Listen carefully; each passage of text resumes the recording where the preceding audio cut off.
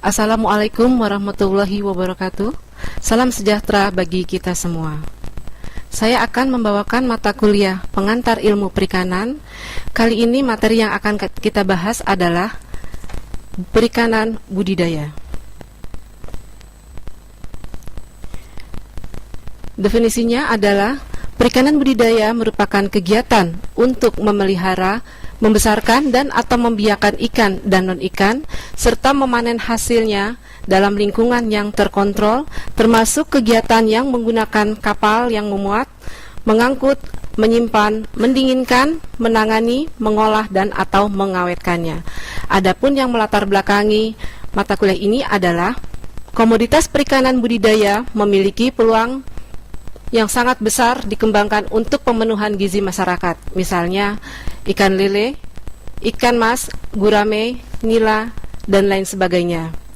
Kemudian yang berikutnya adalah permasalahan utama di mana budidaya ikan saat ini adalah sangat tinggi untuk harga tepung karena tepung merupakan satu komponen pakan ikan.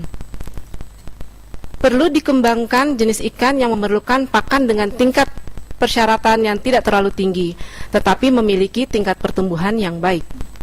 Untuk komoditas yang ditujukan untuk ekspor saat ini adalah udang dan ikan kerapu. Tingginya biaya pakan masih dapat dengan nilai komoditas ekspor yang tinggi juga.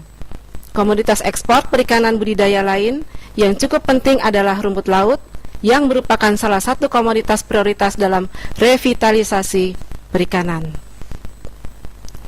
Adapun dukungan teknologi yang perlu bagi pengembangan perikanan budidaya untuk pemenuhan gizi masyarakat adalah: 1. Perlu dikembangkan sistem budidaya yang lebih efisien dan efektif mengingat biaya input budidaya yang cenderung meningkat, seperti penggunaan pakan buatan.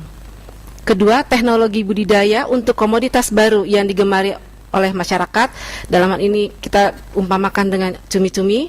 Kemudian ketiga, teknologi pembenihan, memudahkan bagi masyarakat di dalam mendapatkan benih. Guna mendukung teknologi pembenihan ini, diperlukan teknologi pemuliaan, karena saat ini mutu genetik ikan sudah sangat menurun. Yang keempat, teknologi pakan atau nutrisi. Pembuatan pakan ikan selama ini lebih banyak mengandalkan tepung ikan sebagai sumber protein, sedangkan untuk memenuhi kebutuhan tepung ikan masih harus diimpor. Oleh karena itu, perlu dikembangkan sumber protein alternatif, misalnya menggunakan maggot yang dikembangbiakan dengan memanfaatkan limbah kelapa sawit. Teknologi produksi Artemia yang digunakan untuk pakan benih ikan dan udang perlu dikembangkan, karena selama ini masih diimpor. Kelima, teknologi deteksi atau pencegahan penyakit, penggunaan PCR, yaitu untuk mendiagnosis penyakit ikan dan udang secara cepat, perlu lebih dikembangkan. Keenam, peningkatan mutu melalui rekayasa genetika. Dalam hal ini ada reproduksi, pertumbuhan, mutu dan warna daging, efisien pakan, ketahanan terhadap penyakit, dan perubahan lingkungan. Menurut Sugama 2006. Rekan siswa sekalian, berdasarkan tempat kegiatannya, perikanan budidaya dikelompokkan menjadi 3 bagian, yaitu budidaya laut, budidaya payau, dan budidaya air tawar. Ini adalah contoh dari jenis-jenis ikan laut. Di sini ada kakap, kerapu, dan ikan tuna. Yang dimaksudkan dengan budidaya air tawar, kegiatan ikan air tawar umumnya dilakukan di darat dalam bentuk kolam, baik permanen atau beton ataupun semi permanen. Hal ini kita bisa melihat wadahnya dari plastik atau terpal yang untuk membudidayakan jenis komoditas mempunyai nilai ekonomis penting. Di sini contohnya dilihat dalam gambar, yaitu gurame dan ikan lele. Untuk budidaya air payau, yaitu jarak lokasi dari pantai maksimal 1 km. Lokasi harus terlindung dari gangguan ombak, dan sebagai pelindung di sekitar tambak ditanami bakau. Substrat tambak adalah berlumpur dengan salinitas tidak kurang dari 18 ppm.